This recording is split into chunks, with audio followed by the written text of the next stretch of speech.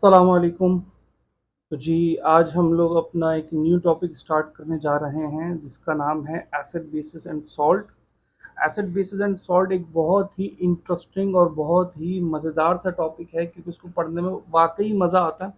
अगर आपने इसके प्रैक्टिकल्स किए हुए हों या आप इसको अपने जहन में इमेजिन कर सकें कि क्या बातें चल रही हैं, किस तरीके से एसिड और बेस का डिस्कशन हो रहा है, तो इसको पढ़ना बहुत ही इंटरेस्टिंग हो जाता है। तो देखिए, अभी हमारे पास एसएलओज में एसिड बेसिस एंड सॉल्ट का जो डिस्कशन मौजूद है वो स्टार्ट होता है एसिड बेस की टाइट्रेशन से। एसिड बेस की टाइट्रेशन में हमें आर्हीनियस और ब्राउनस्ट्रिट थ्योरी को डिस्कस करना है, एम्फोडेरिक कंपाउंड को डिस्कस करना है। ठीक है, उसके बाद हमने पढ़ना है explain the significance of acid base reaction in daily life, इस बात को पढ़ेंगे। Molarity and strength of sample solution based on acid base titration, and then we will discuss about the suitable indicator for acid base titration based on the given data। ठीक है, ये 6.1 से अभी हम स्टार्ट कर रहे हैं, आहिस्ता आहिस्ते करके 6.2, 6.3, 6.4, 6.5, 6.6 एक एक चीज को हम डिस्कस करते जाएंगे। तो देखें, बात स्टार्ट होती है एसिड बेस की थ्योरी से। तो हमारे पास एसिड्स और बेसिस की बात की जाए, एसिड्स एंड बेसिस, तो एसिड्स और बेसिस को तीन थ्योरीज के जरिए एक्सप्लेन किया जाता है। The first theory and the oldest theory is about the Arrhenius one. Arrhenius वही साहब हैं जिन्होंने थ्योरी ऑफ आयोनाइजेशन भी पेश की थी, और आर्हीनियस ही वो शख्स है कि जिसने इंडिकेट किया था कि there should be some kind of particle inside the atom, which means कि आर्हीनियस वो बंदा था जिसने हमें ये सोचने पर मजबूर किया कि एटम इनडिविजिबल नहीं होता, एटम में मजीद पार्टिकल्स एग्जिस्ट करते हैं। तो एसिड्स और बेसिस की बात करें तो फर्स्ट ऑफ ऑल हम बात कर लेते हैं भाई एसिड की कैरेक्टरिस्टिक्स क्या हैं, बेसिस के कैरेक्टरिस्टिक्स क्या हैं। तो कैरेक्टरिस्टिक्स की बात करें, सबसे बेसिक कैरेक्टरिस्टिक्स को हम डिस्कस करते हैं ताकि कुछ आइडिया हो जाए कि वो ऐसे जो बेस है क्या, जिनकी थ्योरी, जिनके बिहेवियर सब अब हम डिस्कस करने जा रहे हैं। तो फर्स्ट ऑफ ऑल एसिड एक ऐसे सब्सटेंस का नाम है, एक ऐसे सॉल्यूशन का नाम है जिसके पास मौजूद होता है सावर टेस्ट। अब इसकी प्रोनाउंसिएशन का मसला है, कुछ लोग सावर कहते हैं, कुछ लोग सार कहते हैं, कुछ लोग सोर कहते हैं। जो आप लोगों को कहना है आप वो कह लें और उस टेस्ट से इसको मुंसलिक कर लीजिए। तो एसिड्स आर दो substance which possess sour taste। Acids can ionize each positive ions। Acids उन सब्सटेंस को कहा जाता है जिनकी आयनाइजेशन पे एच पॉजिटिव आयन की फॉर्मेशन हो। एसिड्स की बात की जाए तो एसिड्स आर दो substance which can turn blue litmus paper two red. Blue litmus paper two red. इसी तरीके से एसिड की एक रिएक्शन बिहेवियर को भी हम पॉइंट आउट करते हैं। एक रिएक्शन बिहेवियर एसिड का ये है कि जब भी एसिड को मेटल के साथ रिएक्ट किया जाता है, it produce hydrogen gas, produced hydrogen gas when reacts with metal। ठीक है जी, जैसे कि एक इक्वेशन अगर मैं यहाँ पे लिख भी दूँ कि मैग्नीशियम एक मेटल है और उसका रिएक्शन हम पढ़ें हाइड्रोक्लोरिक एसिड के साथ, तो हम ये ऑब्जर्व करते हैं कि जैसे जैसे रिएक्शन प्रोसीड होता है, हाइड्रोजन गैस की फॉर्मेशन होती है। वो अलग बात है कि साथ में एक डिजॉल्व सॉल्ट भी बनता है मैग्नीशियम क्लोराइड। ठीक है जी, तो it produce hydrogen gas when reacts with metal. ये कैरेक्टरिस्टिक्स थे एसिड्स के। तो characteristics of acids.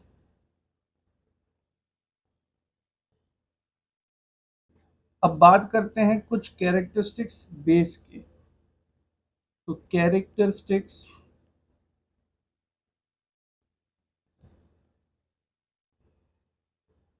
Of base. अच्छा, बेस की कैरेक्टरिस्टिक्स की बात की जाए तो सबसे पहला पॉइंट ये होता है कि they possess bitter taste, bitter taste, and they also have slippery touch.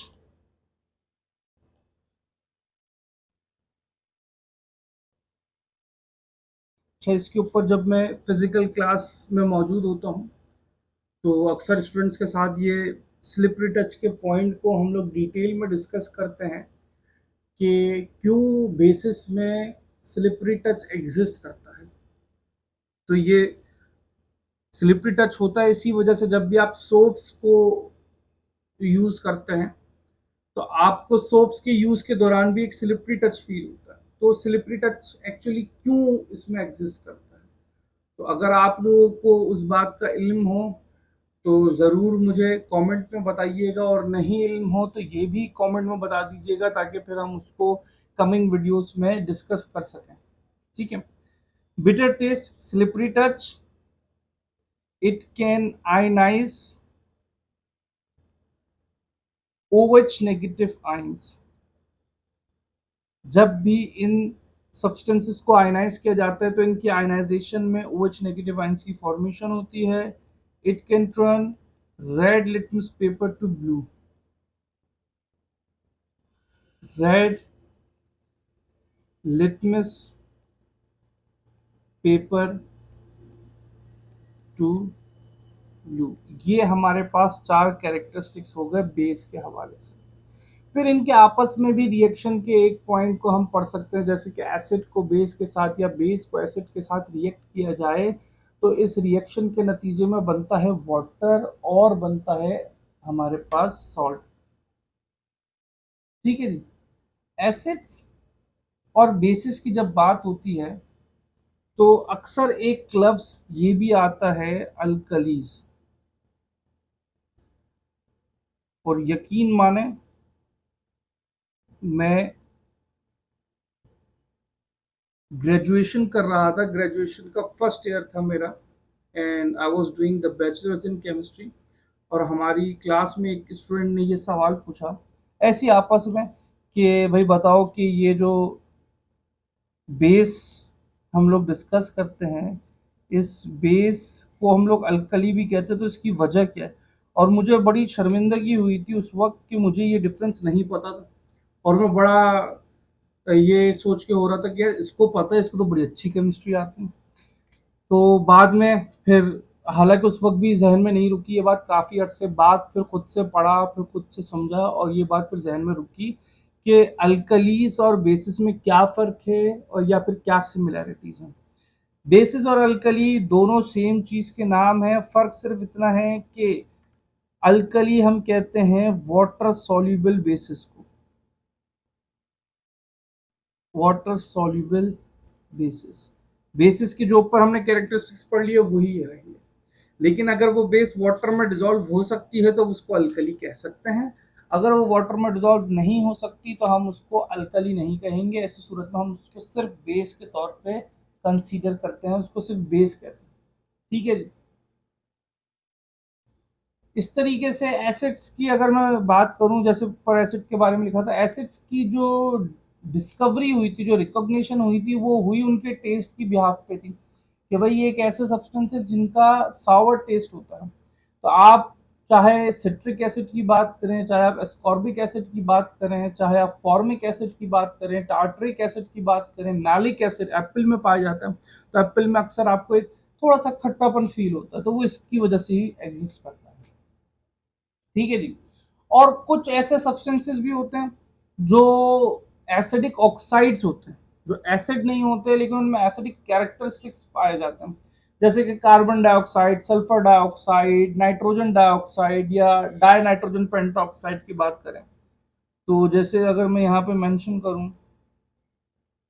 तो भाई कार्बन डाइऑक्साइड ये वैसे नहीं है एसिड, ठीक है, इसमें एसिडिक कैरेक्टर नहीं पाए जाते, लेकिन ये वाटर सॉल्युबिलिटी में जब इसको वाटर में डिसॉल्व किया जाता है तो इसमें एसिडिक कैरेक्टर एग्जिस्ट कर जाते हैं, यानी कि ये एसिडिक बिहेवियर शो करता है। तो ये आपके पास बन जाता है कार्बोनिक एसिड। तो यही तो वो बिहेवियर होगा जिससे हमारी कोल्ड ड्रिंक्स बनती हैं। जितनी भी cold drinks, soda drinks, carbonated waters आपके पास होते हैं, जितने भी आपके पास कहते हैं कि ये जितने भी फिजी ड्रिंक्स हैं, कार्बोनेटेड वाटर है, या ऐसे जितने भी सोडा आपके पास मार्केट में मिलते हैं, वो तमाम के तमाम इस कॉन्सेप्ट के ऊपर होते हैं कि उसमें जो शुगर वाटर होता है उसमें डिसॉल्व की जाती है कार्बन डाइऑक्साइड, और जो आप सोडा पीते हैं वो क्या होता है, कार्बोनिक एसिड। तो कार्बोनिक एसिड वैसे तो वीक एसिड होता है, लेकिन ये एक एसिड है जिसको आप पीते हैं, तो इसका सबसे बुरा असर आपके दांतों के ऊपर पड़ता है।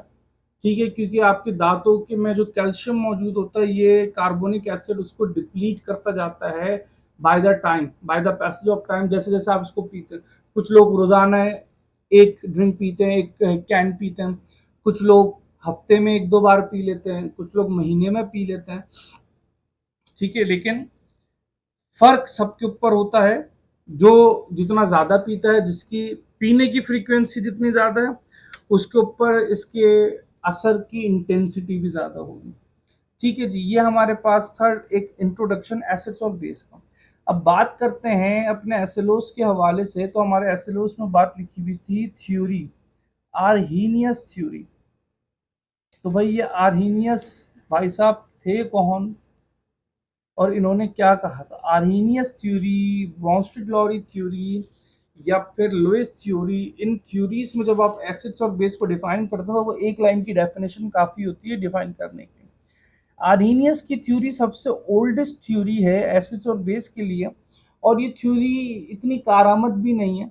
ये बहुत एक बेसिक इंट्रोडक्शन के बारे में बताती है। तो एसिड्स के हवाले से कहती है कि these are the substance which can ionise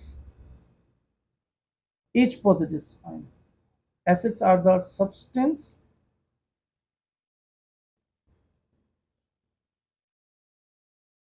which can produce H positive ions on ionization। तो देखिए प्रोनाउंसिएशन वर्ड्स की वक्त के साथ साथ कैसे हमें पता चलते, जैसे जैसे हम एक्सप्लोर करते हैं, अब इंटरनेट का दौर है तो हमारी एक्सप्लोरेशन अब ज़्यादा है, हमें एक्सपोजर ज़्यादा मिलता है। हम बचपन में इसको पढ़ते थे एच, ठीक है, एच पॉजिटिव आयन। थोड़े बड़े हुए तो हमें लोगों ने बताया भाई एच नहीं होता, एच होता है। ठीक है, एच होता है। अब हम थोड़े और बड़े हुए तो हमें पता चला भाई ये एच भी नहीं होता, ये हेच होता है। इसका हे का साउंड शुरू से निकालना होता है, हेच। अब जो भी है, जैसे जैसे दुनिया आगे बढ़ती जा रही है, बातें पता चलती जा रही हैं, फिर नई नई चीजें होती जा रही हैं, कुछ चीजें पहले नहीं थी अब हो गई। तो acids are those substances which can produce H positive ions on ionization, and if we define the bases are the substance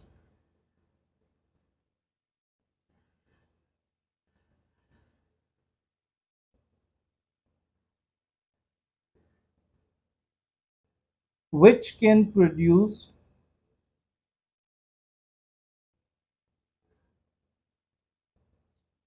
OH negative ions on ionization। जब आप इन सब्सटेंस की आयोनाइजेशन करवाते हो तो इनकी आयोनाइजेशन के दौरान OH नेगेटिव आयंस की फॉर्मेशन होती है। अब जैसे कि आप मिसाल लेते हैं HCl की, तो HCl की आयनाइजेशन के नतीजे में फॉर्मेशन होती है H पॉजिटिव और Cl नेगेटिव। तो भाई ये H पॉजिटिव की फॉर्मेशन इंडिकेट कर रही है कि ये सब्सटेंस क्या है, एसिड। इसी तरीके से अगर आप NaOH की बात करें तो NaOH की आयनाइजेशन करने पर पता चलता है कि Na पॉजिटिव और OH नेगेटिव की फॉर्मेशन हुई। तो OH नेगेटिव जो यहाँ पे बना है, इसके बनने की बिहाफ पर हमने कह दिया कि NaOH बेस है। ये कॉन्सेप्ट था आर्हीनियस थ्योरी का। लेकिन सवाल इस बात पे उठने शुरू हुए कि कुछ सब्सटेंसेस ऐसे होते हैं जिनमें OH नेगेटिव एग्जिस्ट नहीं करता। ठीक है, एग्जिस्ट नहीं करता, मैं ये बात कह रहा हूं। जैसे कि HCl में H दिख रहा है, NaOH में OH दिख रहा है। एक सब्सटेंस, एक मटेरियल, एक कंपाउंड अमोनिया, अमोनिया का स्ट्रक्चर देखें तो ये NH3 है। NH3 में आपको दिखाई तो OH कहीं पर भी नहीं देता। तो अब ऐसे सब्सटेंस पे एक सवाल ये उठता है कि भाई अगर आप इसको आयोनाइज करवाते हैं तो OH नेगेटिव आयन तो नहीं बन सकता। तो ऐसे सब्सटेंस को हम कैसे एसिड या बेस में कैटेगराइज करें? इस सब्सटेंस में बेसिक कैरेक्टर्स मौजूद हैं, लेकिन इसके बावजूद इसमें OH नहीं है, तो अब इसको कैसे डिफाइन किया जाए? तो यहां पे आगे बढ़े फिर मिस्टर ब्रॉन्स्टेड और मिस्टर लॉरी, और इन्होंने मिलकर पेश की ब्रॉन्स्टेड लॉरी थ्योरी। और इन्होंने इस कॉन्सेप्ट को सिरे से डिक्लाइन कर दिया कि अगर सब्सटेंस आयनाइजेशन पे H पॉजिटिव प्रोड्यूस करेगा तो एसिड है, या OH आयनाइज करेगा तो बेस है। उन्होंने एसिड और बेस कैटेगराइज करने के लिए क्राइटेरिया ही चेंज कर दिया। उन्होंने कहा कि देखिए भाई, अगर आपने एसिड्स को डिफाइन करना है तो acids are the substance, acids are the substance which can accept protons, which can accept protons, or you can sorry, accept nahi, which can donate protons, which can donate protons। तो इसका मतलब ये है कि ऐसे सब्सटेंसेस जो protons donor होते हैं। अब देखें, एक्चुअल मीनिंग अगर आप देखें ना, तो प्रोटॉन डोनर कोई भी नहीं हो सकता। प्रोटॉन के जो एक होते हैं लफ्जी मायने और एक होते हैं इस्तिलाही मायने। उर्दू में अगर मैं आपसे कहूँ बात, तो प्रोटॉन डोनर लफ्जी तौर पे तो बात एग्जिस्ट नहीं कर सकती कि कोई एटम अपना प्रोटॉन ना डोनेट करता है ना किसी का प्रोटॉन एक्सेप्ट करता है, लेकिन इस्तिलाही मायनों में प्रोटॉन डोनेशन पॉसिबल है। क्यों? क्योंकि देखिए भाई, हाइड्रोजन जो है ना, हाइड्रोजन एटम, इसका न्यूक्लियस ये रहा, और इस न्यूक्लियस में पाया जाता है एक प्रोटॉन और 0 न्यूट्रॉन्स, और इस न्यूक्लियस के सराउंडिंग में पाया जाता है एक इलेक्ट्रॉन। इस इलेक्ट्रॉन को मैं ऐसे यहाँ पे शो कर दूं, ये हो गया आपके पास इलेक्ट्रॉन, ये हो गया एक इलेक्ट्रॉन। अब फॉर एग्जाम्पल, ये हाइड्रोजन एटम अगर एक इलेक्ट्रॉन लूज कर दे तो ये बन जाएगा H पॉजिटिव आयन, इलेक्ट्रॉन इसका निकल गया। अभी जो H पॉजिटिव आयन है, इसको अगर आप बगौर देखें तो इसका स्ट्रक्चर ऐसे होगा कि भाई ये रहा इसका न्यूक्लियस, इसके न्यूक्लियस में पाया जाएगा एक प्रोटॉन, और न्यूट्रॉन तो इसमें होते ही नहीं। ठीक है, और according to the structure of the atom, जो शेल्स होते हैं, they are just the imaginary circular orbits in which electron can revolve. तो इनकी तो एग्जिस्टेंस फिजिकली है ही नहीं, है तो हम अज्यूम कर रहे होते हैं कि भाई इलेक्ट्रॉन अगर रिवॉल्व कर रहा है तो वो किसी ऑर्बिट में रिवॉल्व कर रहा है। तो जब यहाँ पे इलेक्ट्रॉन ही मौजूद नहीं है तो ऑर्बिट अज्यूम करने की भी जरूरत नहीं। तो अब आप यहाँ देखें, यहाँ पे बचा कौन? सिर्फ प्रोटॉन। तो इसीलिए हम हाइड्रोजन आयन को, एक H पॉजिटिव आयन को हम लोग कंसीडर कर लेते हैं प्रोटॉन। तो इसलिए कह दिया कि भाई acids are the substance which can donate protons. इसी तरीके से आप बात करें बेस की, तो बेसिस को कैसे डिफाइन किया जाएगा? Bases are the substance which can accept protons। तो ये प्रोटॉन्स को एक्सेप्ट करते हैं। अब इसकी एग्जाम्पल्स को अगर हम अज्यूम करें, इसकी एग्जाम्पल्स क्या हो सकती है, तो जरा देखते हैं। HCl एक सब्सटेंस है, एक एसिड है। इसको आपने वाटर में ऐड किया। First of all, acids and bases are always the aqueous solutions. They cannot behave as the acid and base in their pure state। तो HCl को आपने वाटर में ऐड किया, इसने H पॉजिटिव रिलीज किया, ये बन गया H3O पॉजिटिव, और ये आपके पास Cl नेगेटिव की फॉर्मेशन है। तो आप यहाँ पे देख सकते हैं कि जो HCl है वो कन्वर्ट हो गया Cl नेगेटिव में। ऐसा ही है। तो आप इसमें कह सकते हैं कि इसने डोनेट किया है प्रोटॉन को।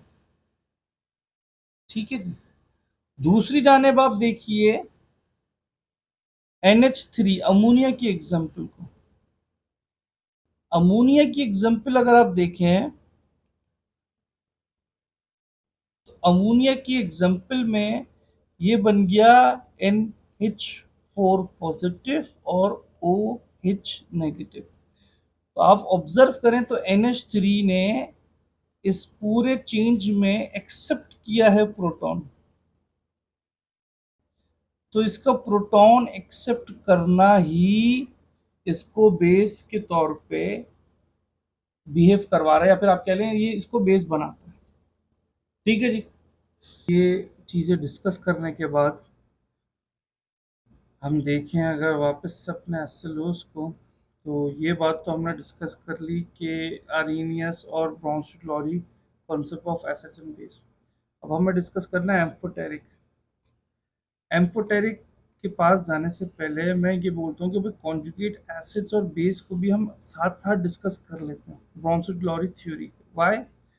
बिकॉज जो ब्रोंस्टेड कॉन्सेप्ट है, उस कॉन्सेप्ट से ही कॉन्जुगेट एसिड और कॉन्जुगेट बेस को राइज मिलता है। यानी कि कॉन्जुगेट एसिड और कॉन्जुगेट बेस का पहले कोई कॉन्सेप्ट था ही नहीं। ये कॉन्सेप्ट आया ही ब्रोंचेट-लॉरी थ्योरी की वजह से। कैसे, मैं आपको बताता हूँ। देखें जी, अभी आपने एक इक्वेशन डिस्कस करी, ये HCl प्लस वाटर। अब मैं इसको दोबारा अगर लिखूं एक दूसरे एस्पेक्ट से, कि HCl को हमने ऐड किया वाटर में। ठीक है जी। अब ये होता है एक रिवर्सिबल रिएक्शन, तो मैं रिवर्सिबल एरो मेंशन करता हूँ। तो ये बना देता है H3O पॉजिटिव और ये बना देता है Cl नेगेटिव। अब आपने ऊपर क्या पढ़ा था कि इसने प्रोटॉन डोनेट किया, तो ये हो गया एसिड। लेकिन अब दूसरी जानिब की स्टोरी भी तो सुने। हमेशा क्या होता है हमारे यहाँ, ये मसला ये है कि हम एक साइड की स्टोरी सुन के फैसला कर देते हैं। भाई दोनों साइड की स्टोरी सुनो, क्या पता दूसरी साइड की स्टोरी में आपको पता चले कि असल इविल है कौन। तो HCl plus H2O produces H3O positive और Cl नेगेटिव। तो HCl ने, यहाँ पे HCl आप ऑब्जर्व कर सकते हैं कि कन्वर्जन करी Cl नेगेटिव में। तो ये बेसिकली आप नोट करें कि कन्वर्जन हो गई इसकी Cl नेगेटिव में। ठीक है जी। तो हमने कह दिया कि ये हो गया प्रोटॉन डोनर। ऐसा ही है, प्रोटॉन डोनर। तो इस बिहाफ पे हमने एसिड को कह दिया, HCl को कह दिया एसिड। दूसरी जानिब आप देखिए कि जो H2O है, इसने प्रोटॉन एक्सेप्ट भी तो किया है। तो बैक वक्त आपको प्रोटॉन डोनर और प्रोटॉन एक्सेप्टर दोनों मिल गए। तो आपकी एक ही इक्वेशन में आपके पास एसिड भी मौजूद है और आपके पास बेस भी मौजूद है। लेकिन आप बगौर ऑब्जर्व करें तो ये रिएक्शन होता है रिवर्सिबल। यानी कि अगर HCl वाटर की प्रेजेंस में Cl नेगेटिव में कन्वर्ट हो सकता है, तो वही Cl नेगेटिव H3O पॉजिटिव की प्रेजेंस में वापस से HCl बना सकता है। तो अगर आप इसका बैकवर्ड रिएक्शन देखें तो इस बैकवर्ड रिएक्शन में Cl नेगेटिव HCl में कैसे कन्वर्ट हो रहा है, due to the acceptance of proton, due to the acceptance of proton. तो ऐसी कंडीशन में आप देखें कि HCl जो पहले एक एसिड था, उसका रिमेनिंग पार्ट अपने बिहेवियर को शो करने के बाद इसका रिमेनिंग पार्ट एक बेसिक बिहेवियर शो कर रहा है, और वो बेसिक बिहेवियर क्या है, it is going to accept the proton in the backward reaction. So first of all, in my opinion, I always suggest student that the concept of conjugate acid and conjugate base is always discussed when you are observing a reversible equation, and in the reversible equation the substance which are present on the right hand side of the equation are going to behave like the conjugate acid and conjugate base. Achha, first of all, the word conjugate itself is derived or is referring about combination.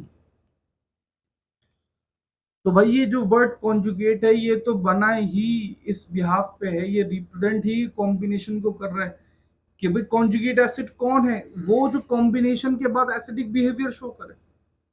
अभी आपको दिखा देते हैं इस H3O positive को, देखिए ये backward reaction में H2O में कन्वर्ट हो रहा है ऐसा ही। तो ये H2O में कन्वर्ट हो कैसे रहा है, by donating the H positive ion.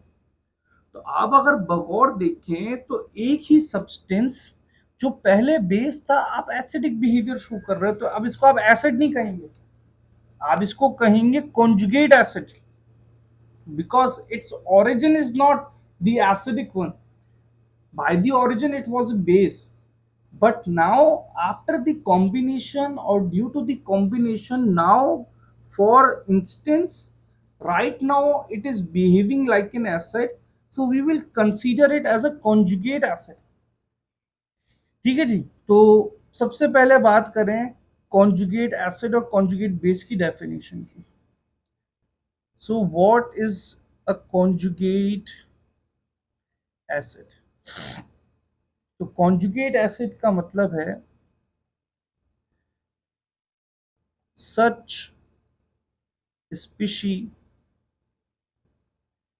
which is formed which is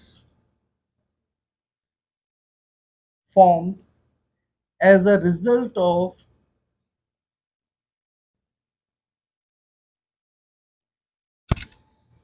acceptance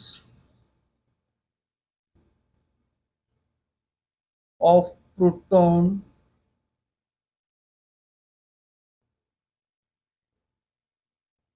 proton से मतलब H positive by a base. तो यहाँ पे मैंने क्लियर कर दिया कि भाई ऐसा सब्सटेंस, ऐसी स्पीशी जो उस वक्त बनती है कि जब कोई बेस प्रोटॉन एक्सेप्ट करे, तो उस कंडीशन को, उस स्पीशी को हम लोग कॉन्जुगेट एसिड कह देते हैं। इसी तरीके से कॉन्जुगेट बेस की बात करें तो कॉन्जुगेट बेस को भी ऐसे ही एक्सप्लेन कर सकते हैं। कैसे भाई? Conjugate base is a species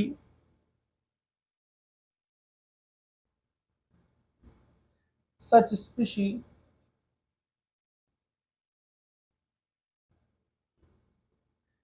which is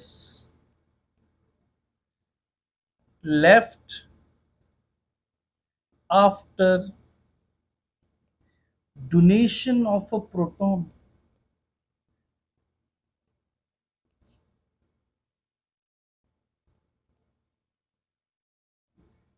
from the acid। तो भाई जब कोई एसिड प्रोटॉन डोनेट कर देता है तो जो रिमेनिंग चीज होती है, जो रिमेनिंग पार्ट होता है उसको कॉन्जुगेट बेस कंसीडर किया जाता है। Now always remember one thing, a strong acid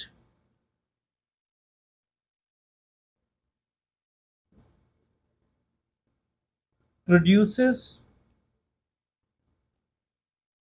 a relatively weak conjugate base. ये अक्सर एमसीक्यूज में ऐसे क्वेश्चंस आते हैं ना कि भाई ये एक एसिड था, इसकी बताइए कि बेस जो होगी कॉन्जुगेट बेस वो वीक होगी, स्ट्रांग होगी, क्या होगी, इस टाइप के सवालों को इस जुमले से आप लोग अपने जहन में रख लें कि अगर कॉन्जुगेट एसिड होता है तो वो वीक कॉन्जुगेट बेस बनाता है, और अगर वो वीक एसिड होगा तो वो स्ट्रॉन्ग कॉन्जुगेट बेस बनाएगा। ठीक है, ये आपका दो सूरतों में चलता है। अभी मैंने लिखा है एसिड के हवाले से, तो यही मैं अभी एसिड को वीक की सूरतों में लिख दूं कि a weak acid produces relatively का मतलब आप की प्रेजेंस में, यानी रिलेटिवली का लफ्ज आ गया तो इसका मतलब है भाई कंपैरिजन में बात हो रही है। आप परमानेंटली नहीं कह सकते कि वो एक वीक है या स्ट्रॉन्ग है। अच्छा, वीक एसिड प्रोड्यूसेस अ रिलेटिवली स्ट्रॉन्ग कॉन्जुगेट बेस। ऊपर मैंने वीक लिखना भूल गया, मैं अभी जाके लिखता हूँ कॉन्जुगेट बेस, ये मैंने यहाँ पे लिख दिया, और रिलेटिवली वीक कॉन्जुगेट बेस। अब यही बात बेसिस के लिए भी रहेगी कि a strong base produce a relatively weak conjugate acid and a weak base produce a relatively strong conjugate acid. इस तरीके से ये बात चलती है। ठीक है जी। अब ये कॉन्जुगेट एसिड कॉन्जुगेट बेस की बात उम्मीद है कि आप लोगों को क्लियर हो गई होगी कि कॉन्जुगेट एसिड किसे कहते हैं, कॉन्जुगेट बेस किसे कहते हैं। ठीक है, एक एक एसिड जो है वो किस तरीके से कॉन्जुगेट बेस बनाएगा और किस नेचर का बनाएगा, और इस वीक कॉन्जुगेट एसिड और स्ट्रॉन्ग कॉन्जुगेट एसिड या बेस दोनों की बात कर ली जाए, वो कैसे बनेंगे, क्या उनकी सोर्स होगी, कैसा एसिड होना चाहिए, कैसा बेस होना चाहिए कि तब जाके वो कॉन्जुगेट एसिड या बेस जो बन रहे हैं वो वीक या स्ट्रॉन्ग कंसीडर किए जाएंगे। ठीक है जी। तो ये बिहेवियर्स हम पढ़ते हैं सिर्फ और सिर्फ ब्रॉन्स्टेड थ्योरी में। ठीक है। अच्छा जी, अब इसका एक मल्टीपल चॉइस का क्वेश्चन ऐसे भी बन सकता है। फॉर एग्जाम्पल मैं यहाँ पे बात करता हूँ कि HPO4 - 2, ये सब्सटेंस में देके कहूँ कि HPO4 - 2 का कॉन्जुगेट बेस क्या होगा। Which one of the following could be considered as the conjugate base of HPO4 - 2। तो आप देख लें भाई, ये स्टार्ट कहानी कहाँ से हुई, H3PO4 से। H3PO4 से अगर बात HPO4 तक पहुंच गई है तो ऑलरेडी दो प्रोटोनेशन तो हो गई है। ठीक है, तभी -2 का भी चार्ज आ गया। अब कॉन्जुगेट बेस की बात हो रही थी, ये मतलब दोबारा प्रोटोनेशन करेगा और ये बना देगा PO4 - 3, और वाटर तो H3O पॉजिटिव में कन्वर्ट हो रहा है। तो कॉन्जुगेट बेस इसका क्या है, PO4 - 3, क्योंकि ये बैकवर्ड रिएक्शन में प्रोटॉन को एक्सेप्ट करेगा। ठीक है जी, इस टाइप की भी क्वेश्चंस का आपको आइडिया होना चाहिए। ठीक है। अब देखिए, कहानी चली थी हमारे पास एसिड बेस टाइट्रेशन से, लेकिन हमने ब्रॉन्स्टेड कॉन्सेप्ट के दौरान ही इसकी ये बात डिस्कस करी। अच्छा, defined terms conjugate acid and base, ये हमने तो क्लियर बात की। Identify conjugate acid base pairs in the given reaction, ये भी आप इजीली कर सकते हैं। मेरे ख्याल से अभी हमने आपको बता दिया, जो इक्वेशन की एग्जांपल दी उससे आपको ये आइडिया हो गया होगा। Compare the strength of conjugate acids and base, ये कंपैरिजन के लिए भी आपको पॉइंट मैंने मेंशन कर दिया है कि अगर वो स्ट्रॉन्ग एसिड होगा तो उसकी कॉन्जुगेट बेस वीक होगी, अगर वो वीक एसिड होगा तो उसकी कॉन्जुगेट बेस स्ट्रॉन्ग होगी। फॉर एग्जांपल मैं आपको चले इस पे एक मिसाल भी दे दूं। मिसाल ये दूं कि HCl, HBr, HI, और कहानी शुरू करते हैं HF से। ठीक है जी। अब मैं आपसे कहूं कि भाई इन चारों एसिड में से किसकी सबसे ज्यादा स्ट्रॉन्ग कॉन्जुगेट बेस होगी, सबसे ज्यादा स्ट्रॉन्ग कॉन्जुगेट बेस कौन सा एसिड प्रोड्यूस करेगा, स्ट्रॉन्ग कॉन्जुगेट बेस। तो अगर आपको थोड़ा सा भी आइडिया है नहीं है तो कोई मसला नहीं है, वो तो हम सीखने के लिए ही ये लेक्चर बना रहे हैं। लेकिन अगर आपको पहले से थोड़ा सा आइडिया है तो भाई इन चारों में सबसे स्ट्रॉन्ग एसिड कौन सा है? H I. ठीक है, ये ऑर्डर इस तरीके से चलता है, H F, H C L, H B R और H I. Down the group इनकी एसिड नेचर स्ट्रॉन्ग होती है, तो सबसे वीक एसिड हुआ एच एफ। जो वीक एसिड होगा उसकी स्ट्रॉन्ग कॉन्जुगेट बेस होगी, ऐसा ही है अगर मैं गलत नहीं हूं। तो एच एफ की कॉन्जुगेट बेस क्या होगी? F negative. ये सबसे स्ट्रॉन्गेस्ट कॉन्जुगेट बेस हो गई इन चारों एसिड में, कॉन्जुगेट बेस। और ये स्ट्रॉन्ग कॉन्जुगेट बेस अगर मैं लिख दूं तो ज्यादा बेहतर रहेगा। तो इस तरीके से आप कंपैरिजन कर सकते हैं। अब पलटते हैं वापस अपने उस डिस्कशन पे। ठीक है, वापस अपने उस डिस्कशन पे कि जो डिस्कशन कह रहा था about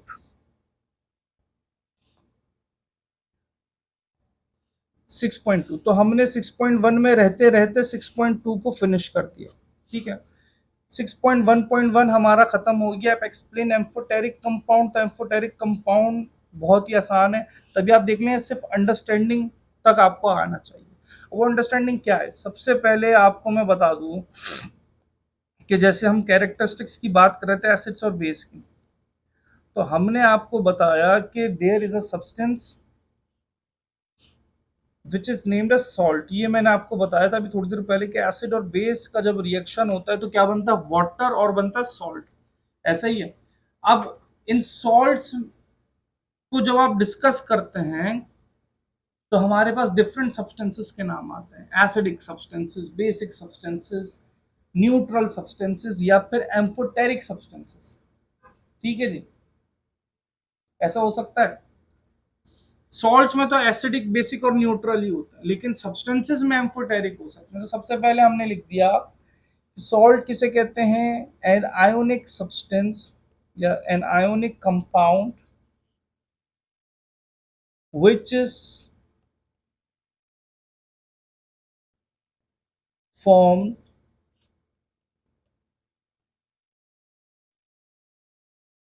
by the neutralization of acid and base, by the neutralization of acid and base। ठीक है, इस तरीके से ये सॉल्ट की बात हो गई। अब एम्फोटेरिक सब्सटेंस की बात करें तो भाई पहले तो सॉल्ट आपके पास एसिडिक सॉल्ट भी हो सकता है, बेसिक सॉल्ट भी हो सकता है,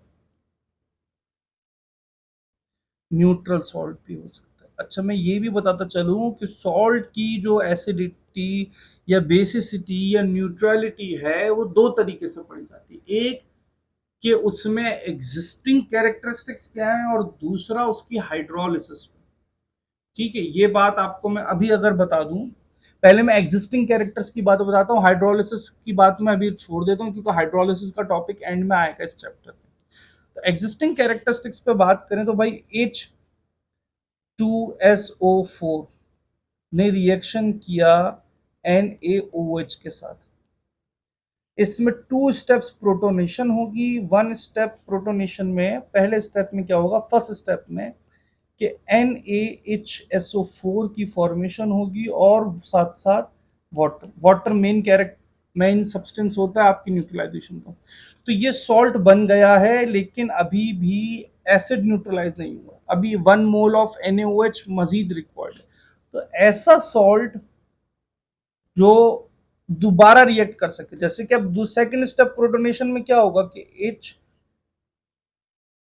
H2SO4, ये आपका NaHSO4 सेकेंड स्टेप में NaOH के साथ रिएक्ट करेगा और बना देगा Na2SO4 और फिर वाटर रिलीज होगा। ये टू स्टेप प्रोटोनेशन थी H2SO4 की। तो आप देखिए कि ये जो सॉल्ट था इस स्टेप में अगर आप इसको देखें तो still it can behave as an acid, it can, it has the capacity to neutralise any base. तो इसको आप कहते हैं एसिडिक सॉल्ट। इसी तरीके से आप अगर काउंट करें, फॉर एग्जांपल HCl के साथ रिएक्शन हो रहा है किसका? मैग्नीशियम हाइड्रोक्साइड का। तो इसमें क्या हो जाएगा, पहले स्टेप में इसमें भी टू स्टेप ये होगी आयनाइजेशन। पहले स्टेप में एक OH रिलीज होगा, दूसरे स्टेप में दूसरा OH रिलीज होगा। तो पहले स्टेप में MgOHCl मैग्नीशियम हाइड्रोक्साइड क्लोराइड बन जाता है और वाटर रिलीज होता है। फिर दूसरे स्टेप में यही मैग्नीशियम हाइड्रोक्साइड क्लोराइड दूसरे HCl के साथ रिएक्ट करता है और फिर बनाता है MgCl2 और H2O की फॉर्मेशन होती है। तो ये जो आपके पास सॉल्ट है, जो ये कैरेक्टरिस्टिक रखता है कि किसी एसिड के साथ रिएक्ट कर ले और फिर से न्यूट्रलाइजेशन कर ले, तो इसको कहते हैं basic salt. The salt which possess the basic characters which has the OH ion to ionize। और तीसरे हमारे आते हैं न्यूट्रल सॉल्ट यानी कि NaCl। NaCl को आप एसिड के साथ रिएक्ट करवाओ, बेस के साथ रिएक्ट करवाओ, ये कुछ नहीं कर सकते।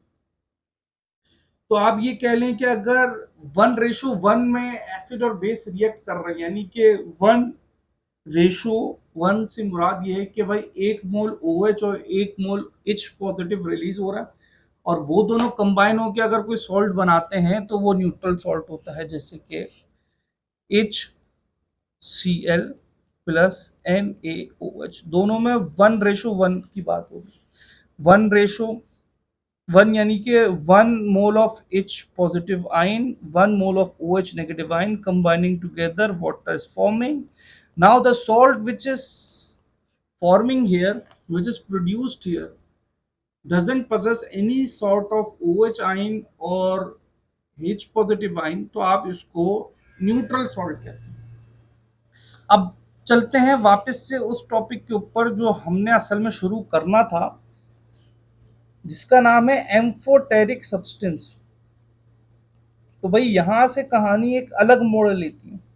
आप अभी तक से मुराद बचपन से लेके, मेरे ख्याल से अब तो मेरे ख्याल से बुक्स चेंज हो गई हैं, लेकिन ईमानदारी की बात है हमने तो ग्रेड 9-10 के अंदर भी सिर्फ, अगर हो सकता है मेरी गलती हो, हमने सही से ना पढ़ा हो, लेकिन जो मुझे याद पड़ता है कि एसिड बेस और न्यूट्रल हमने पढ़ा था कि भाई 3 तरीके के सब्सटेंस होते हैं, एसिडिक बेसिक न्यूट्रल सब्सटेंसेस। ये ऑक्साइड्स का कॉन्सेप्ट तो हमारे, अगर मुझे याद पड़ रहा है तो हमारी बुक में नहीं था 9 में टेक में। फर्स्ट ईयर में हाँ था, फर्स्ट ईयर सेकंड ईयर में हमने पढ़ा कि भाई एसिडिक बेसिक और न्यूट्रल के अलावा एम्फोटेरिक भी होता है।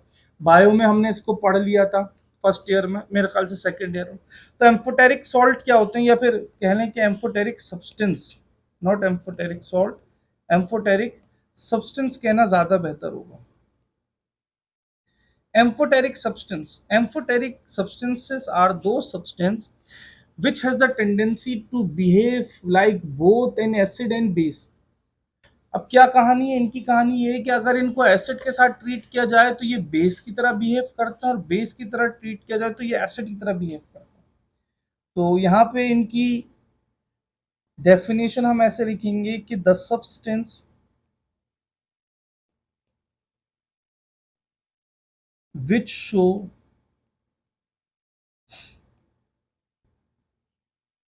acidic as well as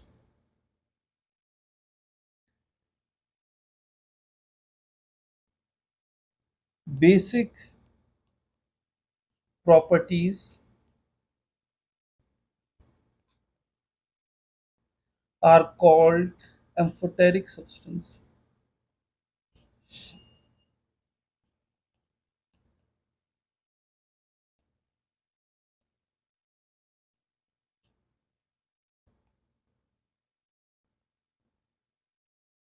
for example, तो सबसे कॉमन एग्जाम्पल जो हमारे पास बनती है Al2O3, aluminium oxide. Aluminium oxide को अगर आप एसिड के साथ HCl के साथ रिएक्ट करते हैं तो ये बेस की तरह बिहेव करना शुरू कर देता है, और ये आपके पास बना देता है AlCl3, और फिर वाटर रिलीज कर देता है, यानी neutralisation reaction as it is. ये आपके पास हो गया 6HCl, ये हो गया 2, और ये हो गया 3, इसकी बैलेंसिंग हो गई। इसी तरीके से यही Al2O3 को अगर आप बेस के साथ रिएक्ट करते हैं, यानी कि NaOH के साथ, तो ये आपके पास बना देता है सॉल्ट NaAlO2, ठीक है, और साथ में आपके पास ये वाटर रिलीज कर देता है। तो ये बैलेंस करें तो ये हो गया आपके पास 2, यहाँ पे 2, और ये होगी बैलेंस। तो amphoteric substances are those substances which can behave like acid in front of the base and like base in front of the acid। तो एक Al2 3 हो गया, एक और मैं यहाँ पे लिख देता हूँ आप लोगों के लिए, जिसकी प्रैक्टिस आप लोग कर लीजिएगा, Cr2O3, chromium oxide. Chromium oxide भी बिहेव कर सकता है एम्फोटेरिक सब्सटेंस की तरह, ठीक है जी। ये हमारे पास एम्फोटेरिक सब्सटेंस का डिस्कशन भी कंप्लीट हुआ। अब देखें, अब आ गया explain the significance of acid base reaction in daily life. इस बात को अगर आप देखें ना, ये बहुत ही बेसिक सी बात है और इसमें बहुत ही बेसिक सा डिस्कशन आपने करना है। इसको आप कहीं से भी ढूंढ सकते हैं, आपकी बुक्स में भी ये मौजूद होगा, लेकिन अगर मैं आप लोगों को बताऊं इसके हवाले से, बहुत छोटा सा डिस्कशन है ये। एक तरीके से आपने समझना है कि भाई एसिड और बेस की क्या अहमियत है आपकी ज़िंदगी में, आपकी रोज़मर्रा ज़िंदगी में आप किस तरीके से एसिड और बेस रिएक्शंस को ऑब्जर्व कर सकते हो। तो चलें इसकी बात करें, तो स्टार्टिंग फ्रॉम, पहले हम लिख देते हैं भाई significance of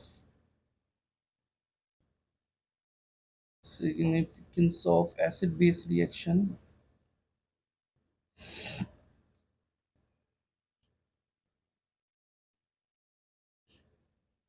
in daily life. तो एसिड और बेसिस के रिएक्शन से हमें क्या फ़ायदा मिलता है? तो सबसे पहली जो हमें शर्त मिलती है यहाँ पे पढ़ने के लिए, एसएलओस के अंदर शराइत भी मौजूद हैं कि आपको क्या क्राइटेरिया के तौर पर पढ़ना है। तो वो सबसे पहले आप लिख लेते हैं कि भाई फूड प्रिजर्वेशन की बात करें, तो फूड प्रिजर्वेशन में देखें हमें जो डिस्कशन करने को मिलता है, वो डिस्कशन मिलता है फॉर्मेशन ऑफ पिकल्स, ठीक है, फॉर्मेशन ऑफ पिकल्स। अब ये फॉर्मेशन ऑफ पिकल्स कैसे होती है कि आप अचार बना रहे हैं, ठीक है, जो पिकल्स की जो फॉर्मेशन होती है, पावर पफ गर्ल्स जो आप बचपन में हम लोग देखते थे, उसमें वो पिकल के तौर पे वो खीरा लेके जो है मेयर घूमता था, वो छोटा सा मेयर, और बचपन में बोलता था कि खीरा पिकल थोड़ी है। तो बाद में पता चला कि भाई पिकल्स तो डिफरेंट तरीके से बन सकते हैं और डिफरेंट लोगों को डिफरेंट पिकल्स पसंद होते हैं। जैसे कि हम उर्दू में उसको तुशरी कहते हैं मेरे ख्याल से, ठीक है, तुर्शी। तो वो तुर्श जो चीजें होती है ना, उनको हम तुर्शी कहते हैं। तो आप शवरमा लेने जाएं अगर, तो शवरमा लेने जाएं तो वहां पे आपको तुर्श मटेरियल मिलता है, जैसे तुर्श खीरे रखे होते हैं, तुर्श गाजर रखे हुए होते हैं, और भी कुछ सब्जियां होती हैं जो तुर्श रखी हुई होती हैं, ठीक है। तो वो फॉर्मेशन ऑफ पिकल्स, तो उसमें आपके खीरे के भी हो गए, ये गाजर के भी हो गए, और भी मुख्तलिफ सब्जियों की जो है पिकल्स बनती हैं। कैसे बनती हैं कि भाई आप उसमें ऐड करते हैं फॉर्मेशन ऑफ पिकल्स में, we add acetic acid। how? because actually we are adding the vinegar, और विनेगर कैसे बनता है? एसिडिक एसिड से बनता है। तो when you make pickles we add the acetic acid. ये एसिडिक एसिड एक विनेगर है जो कि एसिड है। तो बेसिकली हमारे पास फिर ये आपने ऑब्जर्व किया कि फूड प्रिजर्वेशन में आप देखें वो खीरा फिर ख़राब नहीं होता, एक बार पिकल उसका बन जाए तो उस जार के अंदर वो खीरा ऐसे ही रहता है। तो ये जो प्रोसेस होता है, इसमें जो फूड होता है ना वो सॉर और एसिडिक हो जाता है। Food becomes sour and acidic. अब ये क्यों ज़रूरी होता है कि अगर आप ऐसा नहीं करें तो बैक्टीरिया, ऐसे बैक्टीरिया जो आपका फूड स्पॉइल कर सकते हैं, ठीक है, उन बैक्टीरियाज की ग्रोथ रुक जाती है in the presence of the acetic acid. So this acetic acid is actually preserving the food and stop it from spoiling. तो आप ये कह सकते हैं कि the acidic acid preserves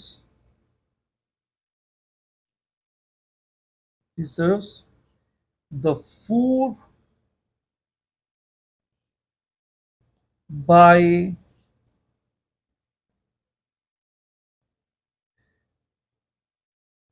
by acetic acid preserves the food and stop it stops its spoiling. तो ये पहली बात हो गई फूड प्रिजर्वेशन की। दूसरी बात आप डिस्कस करेंगे एलर्जिक रिएक्शन। अच्छा, इसकी रियल लाइफ एग्जांपल क्या है फूड प्रिजर्वेशन की? पिकल्स की फॉर्मेशन, सॉसेस की फॉर्मेशन, इवन बहुत सारे फ्रूट्स के जो जैम्स होते हैं उनमें एसिड डाला जाता है ताकि उनको प्रिजर्व रखा जा सके, आप उनके इंग्रेडिएंट्स में पढ़ सकते हैं। ठीक है, इस तरीके से एक मैं और एग्जांपल दे दूं, अभी रमज़ान जो है बहुत हाल में ही में गुजरे, तो रमज़ान में बहुत सारे लोग फ्रूट्स का इस्तेमाल करते हैं, ज़्यादा इस्तेमाल करते हैं, तो हम एप्पल्स खाते हैं। तो एप्पल जब काट के रख दिए जाते हैं ना, तो वो कुछ देर बाद ब्राउन कलर के हो जाते हैं। तो उसकी उस ब्राउन कलर में जो कन्वर्जन है उसको आप किस तरीके से प्रिवेंट कर सकते हो? उसके ऊपर आप लीमू छिड़क दीजिए, तो वो जो सिट्रिक एसिड वहां पे जाएगा, और एस्कॉर्बिक एसिड भी होता है वैसे तो वो जो एसिड वहां पे जाएगा तो वो उसकी कलर चेंजिंग को रोक देगा, क्योंकि वो कलर चेंज होता है तो थोड़ा सा नरम भी हो जाता है, थोड़ा सा उसका टेस्ट भी खराब हो जाता है। ठीक है, इसी तरीके से सेकंड आप देख सकते हैं एलर्जिक रिएक्शन। एलर्जिक रिएक्शन में अगर आप बात करें तो आप में से जिनको डस्ट एलर्जी होती है या फूड एलर्जी होती है, जिनको जैसे मूंगफली से जो है एलर्जी होती है, मूंगफली नहीं खा सकते वो लोग, क्या होता है कि ये जो डस्ट एलर्जी या ये जो डस्ट है या फिर ये जो मूंगफली या फूड एलर्जी की बात कर लें, तो ये जो फूड स्पेसिफिक फूड या फिर वो डस्ट बॉडी में एंटर होता है, तो आपकी बॉडी क्या करती है, एक केमिकल रिलीज करती है जिसका नाम है हिस्टामीन। और ये histamine is the substance which causes the inflammation inside your body, means आपकी उस पर्टिकुलर पार्ट में स्वेलिंग हो जाएगी, रेडनेस आ जाएगी, और वहां पे जो एसिडिटी है उस बॉडी के पार्ट की, पर्टिकुलर पार्ट की, उसको रोक देती, उसको चेंज कर देती। अच्छा, ऐसी सूरत में वह उस बॉडी पार्ट की जो एसिडिक नेचर है या फिर उसकी जो पीएच है वो डिक्रीज हो जाएगी, उसमें मोर एसिडिक कैरेक्टर्स आ जाता है। तो भाई ये क्यों होता है कि जो एसिड बेस बैलेंस होता है ना वो इन्फ्लेमेशन को कंट्रोल करता है, और ऐसी सूरत में आप एंटी हिस्टामिन खा लें तो आपका वो एसिडिक इफेक्ट खत्म हो जाता है। अच्छा, इसका फायदा क्या है? इसका फायदा ये है कि अगर वो डस्ट आपकी बॉडी में एंटर होती है तो हिस्टामिन रिलीज होता है जो वो पीएच को डिक्रीज करता है, यानी कि एसिडिक कर देता है, जिसकी वजह से आपको छींके आती हैं, आपकी बॉडी के उस पार्ट में जो स्वेलिंग होती है आपको छींके आती है, तो वो डस्ट आपकी बॉडी से बाहर निकलती है। तो एक तरीके से आप ये कह सकते हैं कि आपकी बॉडी का इम्यून सिस्टम का पार्ट है ये, डिफेंस सिस्टम का पार्ट है ये। ठीक है, और फिर आप बात करें गैस्ट्रिक एसिडिटी की। गैस्ट्रिक एसिडिटी की, तो गैस्ट्रिक एसिडिटी में तो अभी बकरा ईद आने वाली है, आपको सबको आइडिया हो जाएगा कि होता क्या है कि आपकी बॉडी में जो स्टमक के अंदर क्या प्रोड्यूस होता है, HCl, hydrochloric acid, and which helps in the digestion of the food.